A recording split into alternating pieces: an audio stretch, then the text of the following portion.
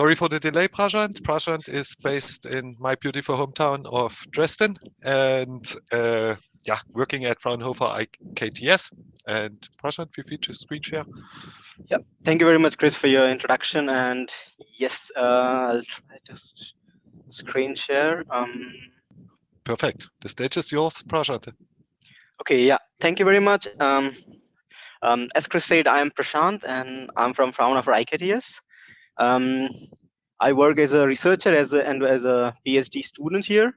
And today I will be talking about multimaterial printing for hybrid ceramic components and how we can um, use machine learning, different approaches of machine learning and artificial intelligence into our fabrication process. So without wasting much of our time, first I would like to introduce a little about what we do here, what we are.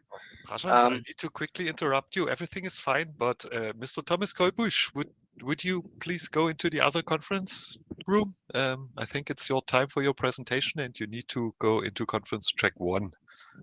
Kasha is waiting. And Prashant, I apologize for interrupting you. And It's okay, I think. please Yeah. proceed.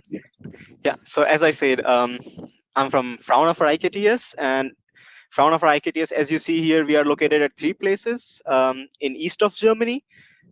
2 sites are basically in the Dresden, and 1 is in the Hansdorf, Thüringen. And there are further external research groups. What we do, for example, is we have around 800 employees, and we are service provider for high performance ceramic materials and technology. And we work basically in the electronics and hybrid microsystems technology department.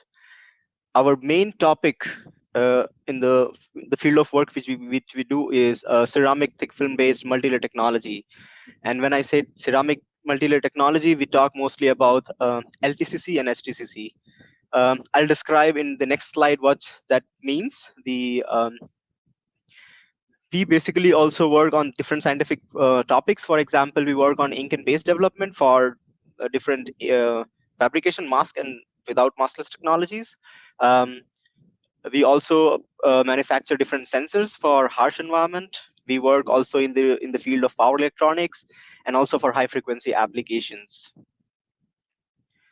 So what does LTCC means? What is multi-layer ceramic technology? So LTCC basically means low temperature cofired ceramics, which is processed at a temperature of 850 degrees Celsius.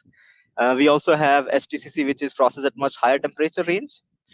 What we do is, for example, when I say about co-fired, here the ceramic layer and metallization layer, as you can see in the figure, they are fired together in order to make an electronic ceramic based component.